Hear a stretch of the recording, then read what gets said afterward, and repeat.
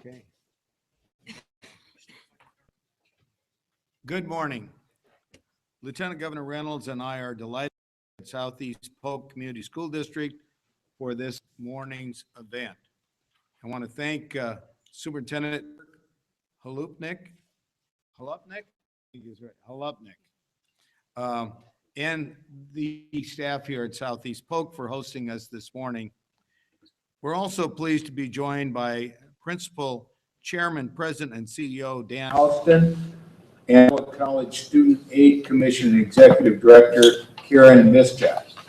This is a perfect setting to encourage all high schools to help more of our seniors fill out the free application for federal student aid known as FAFSA.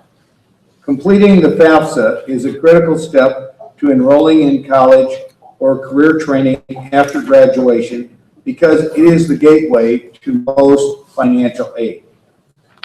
Lieutenant Governor Reynolds and I appreciate the Iowa College Student Aid Commission's launching the Iowa FAFSA competition initiative in 2014.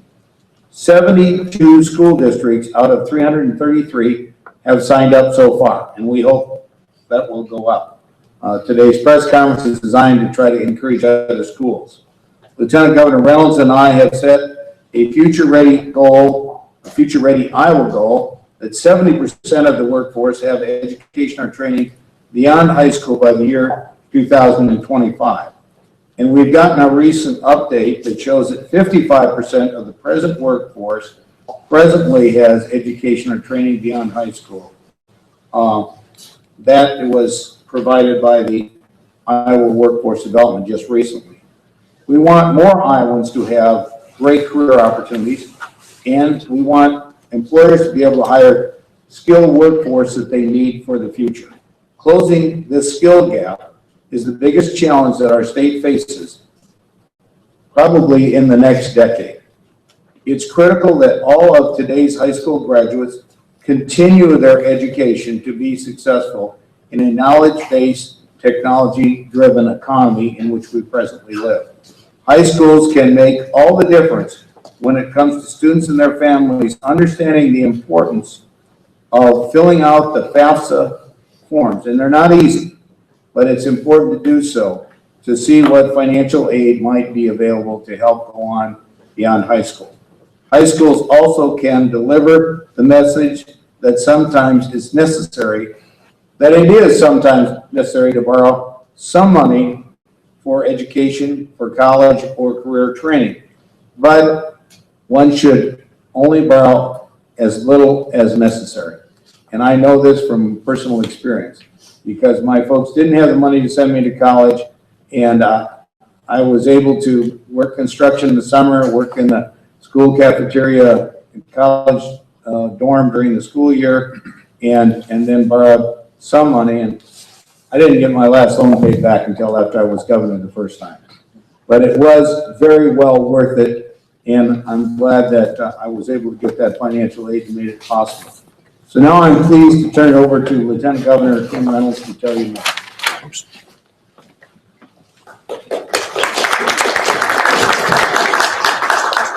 I'm watching all your faces. We're going to figure out a way to engage you. So this is really important for each and every one of you. And I want to also thank Southeast Polk for hosting us today. Thank you for being a school district participating in the FAFSA completion campaign and leading by example.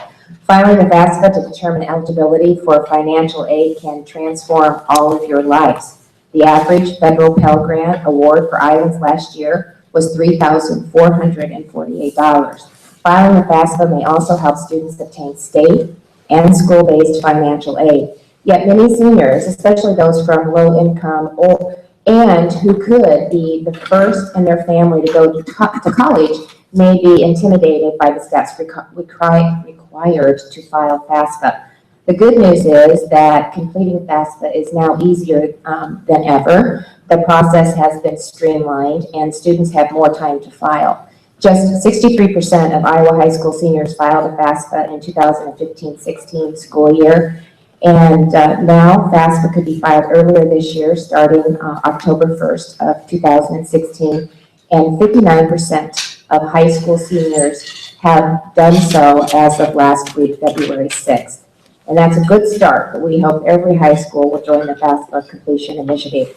While many high schools on their own encourage students to file the FAFSA, joining the initiative offers advantages that Karen will talk about in just a minute. Some high school students have low FAFSA completion rates, but some are making great progress. And that includes Akron Westfield Senior High School, which jumped from 47% of students filing last year to 71% so far this school year. So that's tremendous progress. And we still have a lot of time left for seniors to file. Akron Westfield joined College Aid FAFSA Completion Initiative, and high school counselor Krista Westland said it's helpful to help keep track of which students might want to complete so that she can reach out to them and their families. So it's an important component in making sure that our students are prepared for a successful future. And it really ties directly into the Future Ready Iowa initiative that the governor talked about. And I have the opportunity to co-chair with Dan Houston, who you're going to have the opportunity to hear from in just a second. But we want more Iowa students completing FAFSA, so that will help young adults really in our state reach the Future Ready Iowa goal of having 70% of Iowans in the workforce have education or training beyond the year 2025. So now I'm really pleased to bring to the podium my co-chair for the Future Ready Iowa Alliance, and that's Dan Houston. Dan? Thank you, Lieutenant Governor and Governor. I have to come clean with you guys. It's been a while since I've walked into a high school. I still get the cold sweats as we walk in the administration office, because when I went to high school, I went there for different reasons than I did this morning. And I really, really mean that. So maybe that's a good reason to talk this morning a little bit about why we're here. College has gotten incredibly expensive. I was somewhat unique. My parents paid for my college. They paid for my tuition. I had to cover all of the other expenses. And I can still tell you, when I went to interview for jobs back in the late 1970s, the only job that paid $10 an hour was a mechanic at Sears. I'd never been a mechanic, but on that day when they asked the question, can you do mechanics work? My response was, yes, I can do mechanics work. And so the point I want to make to you is this is a great high school. You've got great football programs and student activities, whether it's band, whether it's home ec, whatever the case might be. Here's the bottom line. You are now competing for jobs on a global basis. These jobs are highly portable. We can move them around the world, and we do. We're fortunate. The Principal Financial Group has 6,000 employees right here in central Iowa. We got another 1,000 spread around Iowa. We have 15,000 employees around the world, but we've got 1,200 sitting in Pune, India. They're data people. They do data analytics. They're doctors. They do medical underwriting. The point is, you need to go to college. You need to go to college. Over 70% of the jobs they're going to pay you a decent wage are going to either require a college degree or some level of post high school certificate of some sort. Lieutenant Governor and I, at the appointment of the governor, lead a task force, Future Ready Iowa. Our mission is to make sure that we graduate over 70% of the high schoolers to go on and either get a certificate or get a college education. You're going to be competing against some very, very talented individuals for those exact same jobs. There are two problems in Iowa. One is we're not graduating enough talented individuals, and number two is companies won't come here, they won't make employment here unless the opportunity to draw down on the talent here. The question you got to ask yourself as graduating seniors is, where do I want to go to school? How am I going to finance that? You're going to hear here in just a second how you can do that and do that successfully, because the good news is the money's there, but you're going to have to work hard, you're going to have to work for this to really make it happen. I was fortunate, I've told the governor the story before, and I'll make this very quick. When I moved here, my parents said they'd pay in-state tuition because I was originally raised in Texas. And I told my parents I'd fallen in love with a girl who I'd met when I was 15. She was going to Iowa State University. She was a year ahead of me in school. She's still a year ahead of me in most everything we do. But I couldn't afford out-of-state tuition. I paid 2 semesters of out-of-state tuition, and I ran out of money. And I went to the Dean of Admissions at Iowa State and said, I got a serious problem. He said, what's your problem? I said, I fell in love with a girl from Iowa. He just started to laugh. He says, what do you need? And I said, I need in-state tuition. He says, I'm going to give you in-state tuition on 1 term, Dan. And that is when you graduate, you do something good for Iowa State. I was hired by the Bankers Life, which is now the Principal Financial Group. I turned down 2 other jobs that paid more, had maybe more upside, but I made good on my promise. So one of the reasons I accepted the governor's offer to, along with the lieutenant governor, be part of the Future Ready Iowa is to make sure I'm paying back. The question you'll have to ask yourself is, how am I going to pay back Iowa? You've got a great education. There's great opportunities for you in the future. And with that, I'll turn it over to Karen Mashik, who is the Executive Director of the Iowa College Student Aid Commission, to help you do just that. Pleasure to be here this morning. Thank you.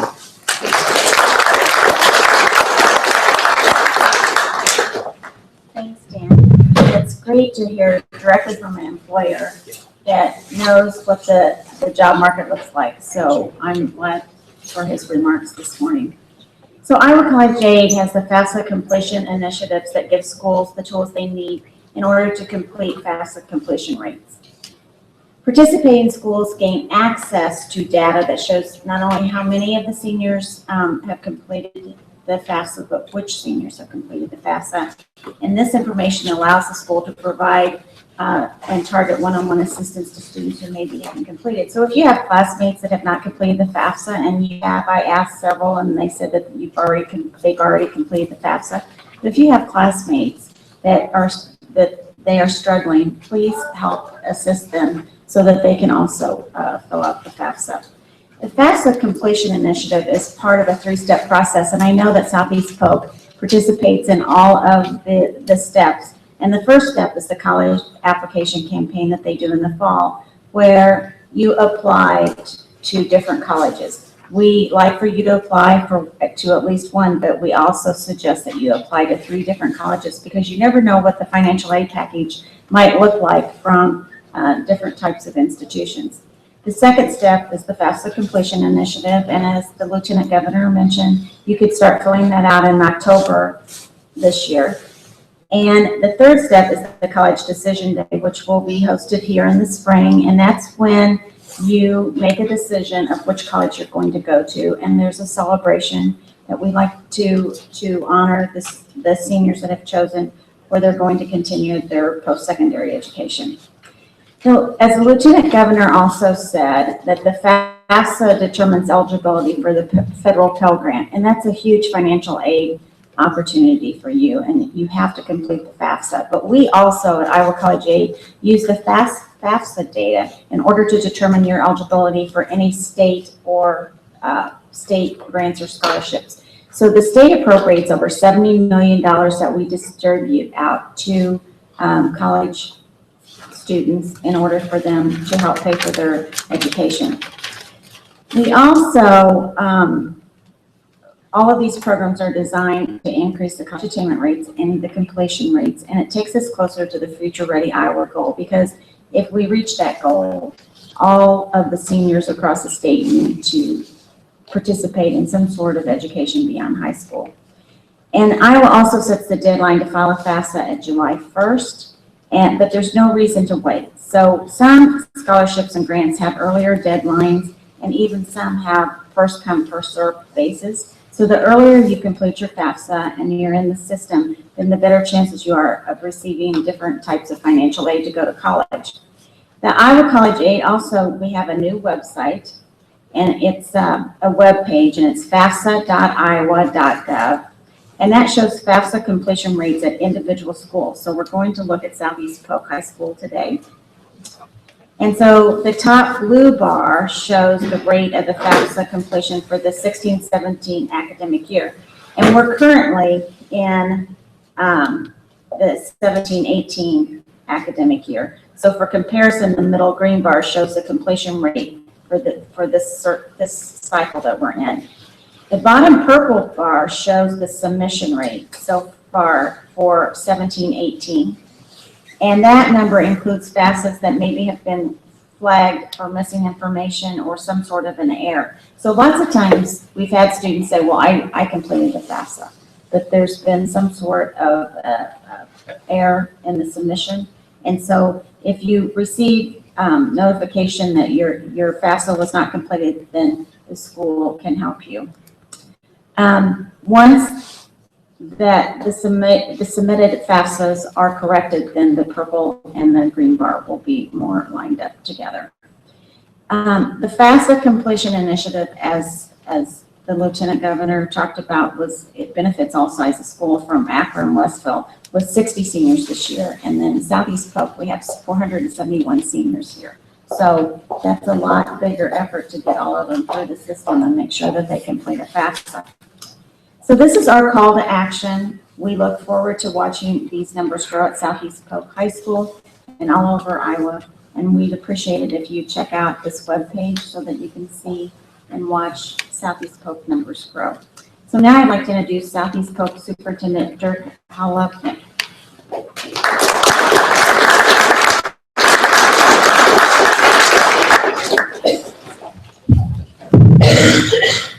Good morning, and thank you for the opportunity to host this week's press conference.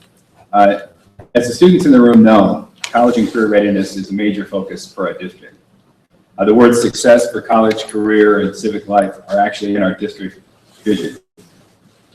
Part of setting students up for post-secondary success is helping them to access available aid. As Karen just explained, Southeast Polk High School has worked with the Iowa College Aid Commission and the three-step program as described. Through this process, our counselors are able to provide help and support to our students as they navigate the application process for admission and financial aid. And then they get to celebrate with our students on Decision Day, and that's a fun day I look forward to celebrating with all of you in the room as well. Another highlight of our efforts in this area would be our college planning night, held in November and aligned with the opening of the FAFSA window. Here, students and parents have the opportunity to interact, meet, and talk with representatives from local post-secondary and career training institutions, and also attend breakout learning sessions. Through this work, we've seen an increase in the number of students who are completing the FAFSA by this time of year. We've also seen a continued strengthening of our college and career-ready culture within the district, helping us to realize that vision of success for all of our students. We'd like to thank the Iowa College Aid Commission for help and support in this effort. Thank you.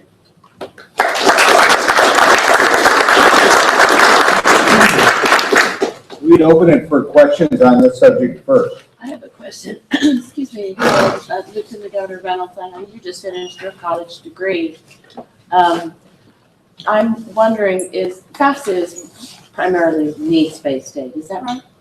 Yes. So I assume you didn't have to. Well, I didn't fill it out, but I can tell you my husband filled it out for our daughters when they were going to college. And in addition to that, when we talk about the complexity of the process, Kevin actually worked with some of our daughters' friends who had not had a family member who had gone to college in our home, helped their friends fill out the FAFSA form. So, I appreciate the fact that we're streamlining the process. We're making it easier. It's encouraging students to fill it out so that you're aware of the financial assistance that's available. And it just, I think, helps in the process of getting more students thinking about post-secondary education. Other questions? The University of Iowa president has said he's concerned that there are going to be more budget cuts as a part of the de-appropriation process. Are you worried that that's going to increase tuition, make it harder for kids to go to college? Well, there's going to be no increase in tuition this year. And the legislature in passing the de-appropriations bill, and just to give a little background, what happened in this last year is revenue, because farm income has been below the cost of production for corn, soybeans, pork, beef, eggs, all of that. We saw a $46 million reduction in the March revenue estimate last year. October was reduced by 70 million. December was reduced by 96 million. By law, we have to have a budget that's balanced, and because of those three reductions in revenue, of course, the legislature reduced the level, including, say, supplemental state aid for schools, which I had recommended 2.45% last year, and after the March revenue estimate came out, they actually ended up at 2.15 in order to make that balance. And then with the reductions in October and December, and I recommended no reduction in K through 12 school aid for the fiscal year. So there was no reduction in that. But other areas of the state budget, including the regions, I had to share in that reduction. What the legislature did They de-appropriated, but they left 11 million of unallocated additional reductions and left that up to the executive branch to decide how to do that. So we're now in the process of working with all the departments and agencies to see how to allocate those additional reductions to meet the legal requirements.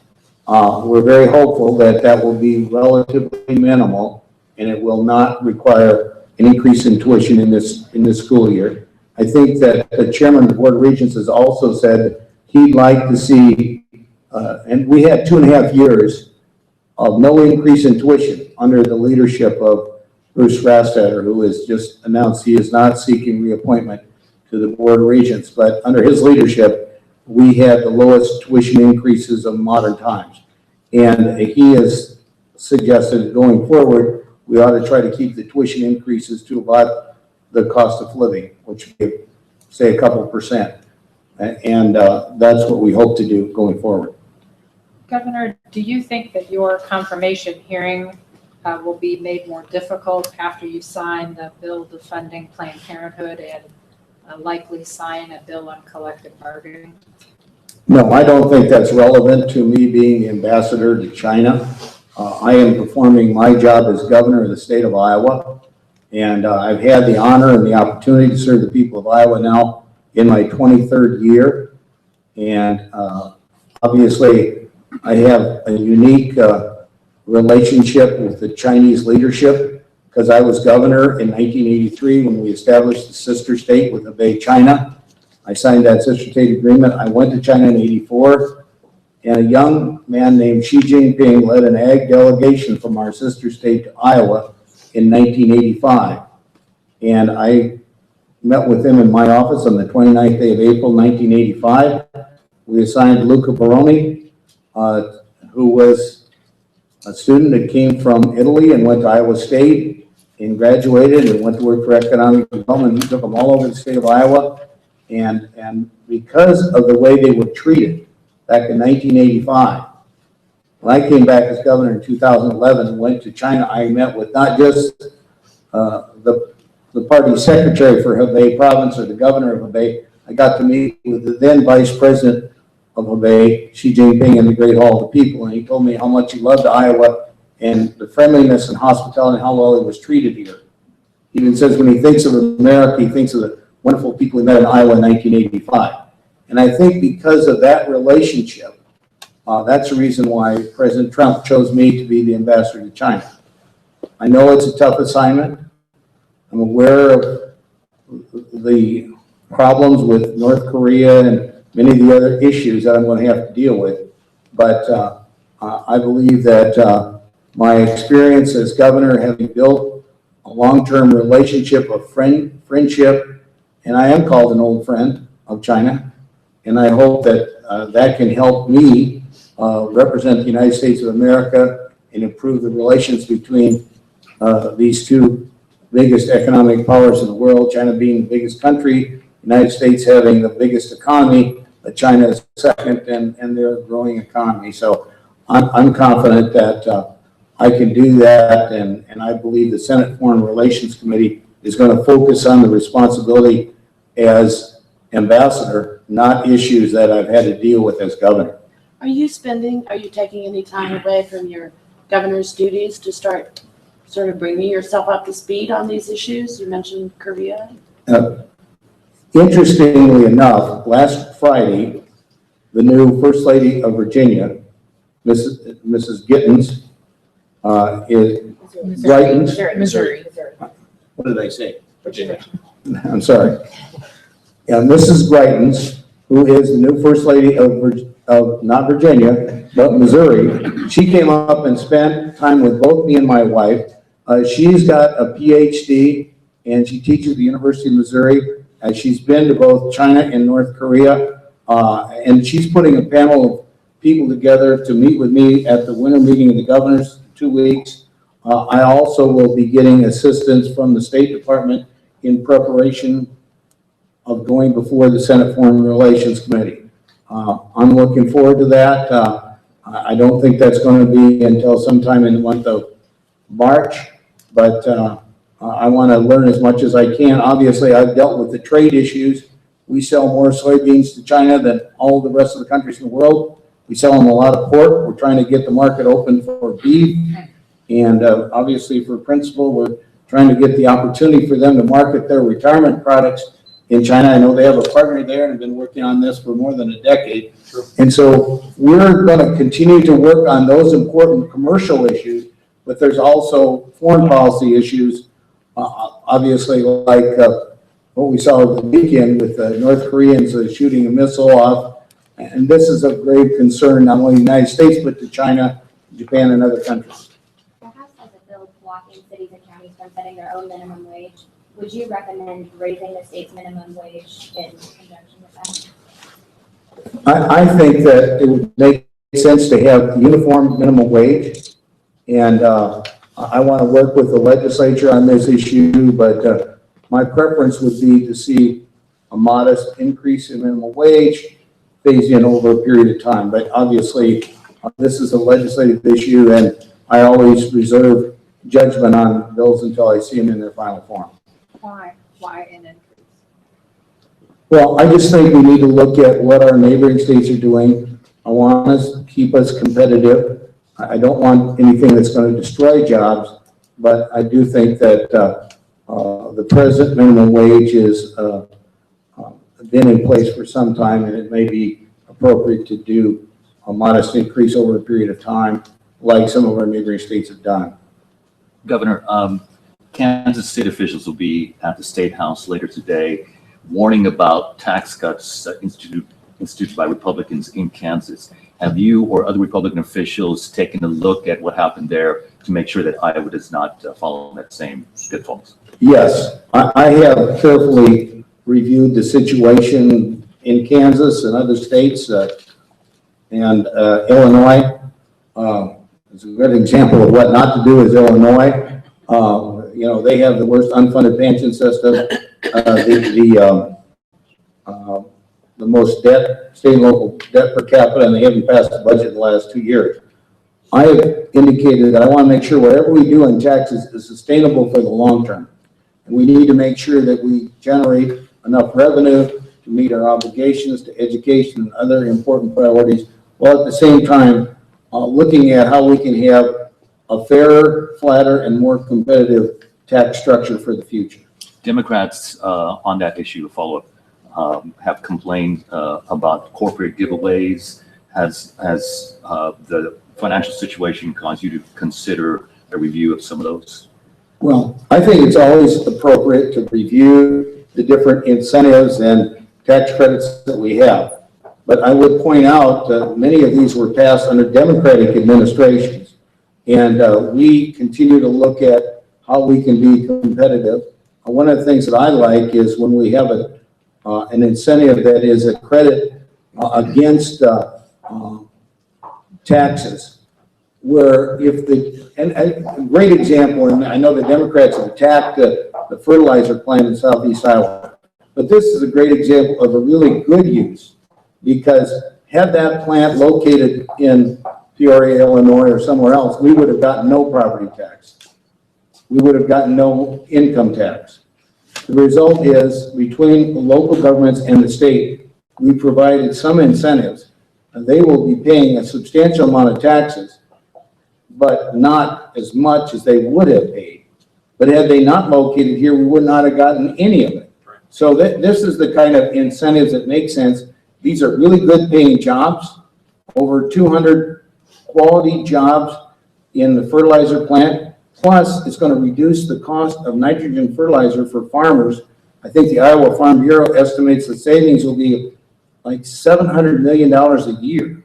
So if we could reduce the cost to farmers, and farmers make more money, that generates more revenue for education and other needs in the state as well. So we see this as a real positive thing. And I think that's one thing you got to look at. There's a difference between just writing out a check as opposed to giving a credit against taxes.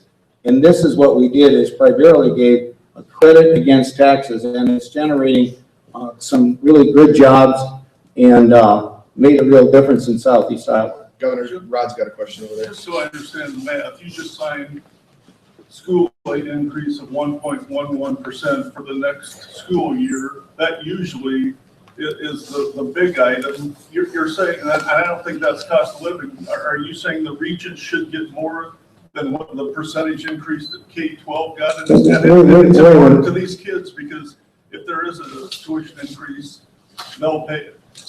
First of all, I pointed out earlier, no reduction. The first bill that we dealt with was this year, this fiscal year, the de-appropriation. The question before was there's $11 million of unallocated de-appropriations in that bill. None of that is going to K through 12 education. And I recommended no reduction in K through 12. The legislature did nothing in that area. Now, the school aid formula is the first bill that affects the next fiscal year. The legislature provided $40 million of additional money. I had actually recommended $78 million. But the legislature felt because they don't know what's going to happen in the March revenue estimate, and based on what happened last year, they're leery of going to the level I recommended. I understand that.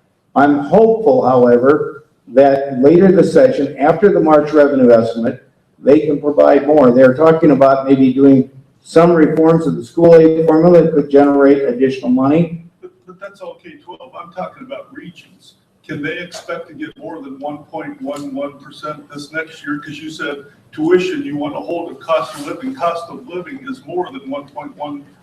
I recommended So two. you might have to go beyond cost of living. Okay, I recommend on the second day of the legislative session, a 2% increase for both K through 12 for both fiscal year 18 and 19, and 2% increase for community colleges and regions as well.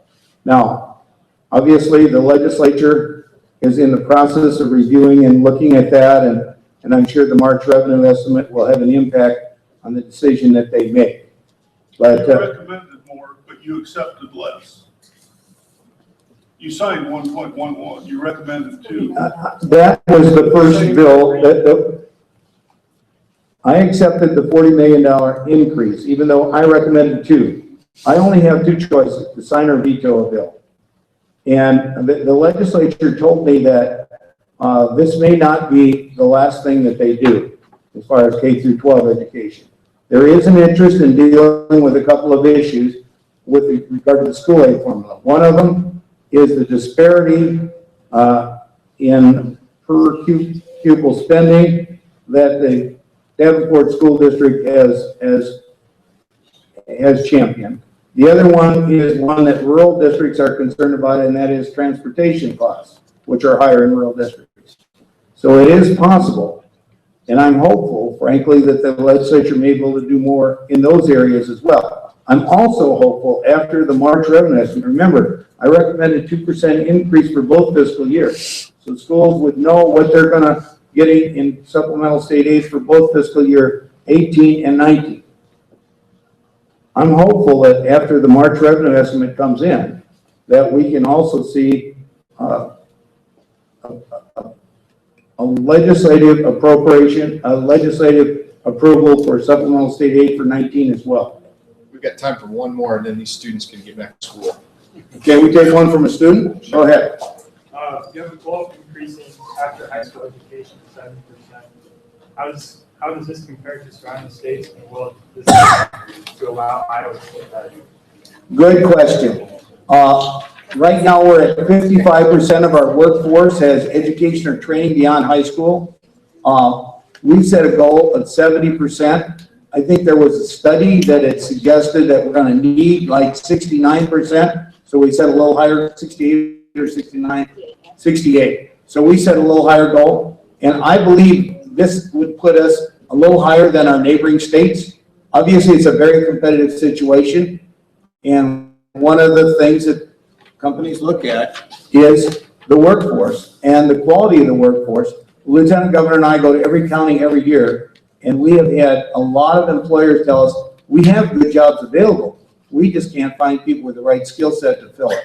We want to make sure that the future workforce has the skill sets for these good paying jobs, Many of them are in the STEM area, science, technology, engineering, and math, which the Lieutenant Governor has been co-chair of that as well. Thank you all very much. You've been a very attentive audience and asked good questions. Thank you.